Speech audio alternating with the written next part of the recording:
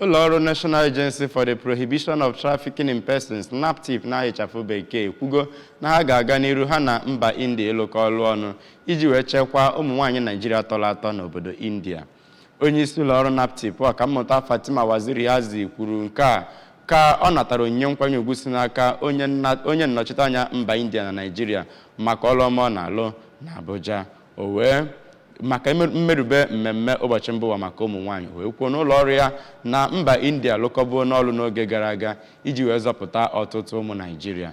Onye anụta akara eze ABS na Abuja bụ Ekwi Ajide ga-akọlu akụkọ a n'isi.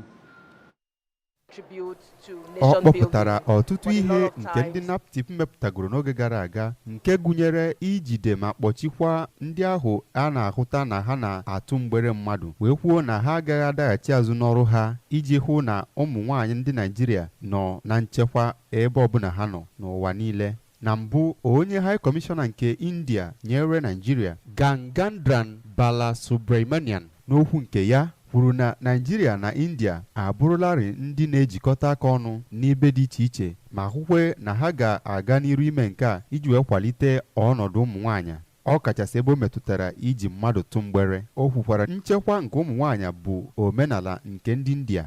N'okwu nke ya dịka a na-emerube ụbọchị ụmụ nwaanyị n'ụwa niile, ya bụ kọmishọn nke dị n'Abuja merubere ụbọchị a site n'ịkwanyere ụmụ nwaanyị anọ nke sitere na Naịjirịa ugwu maka ọrụ ha na-arụ iji hụ na emere ka Naịjirịa kawanye mma maka ụmụ nwaanyị.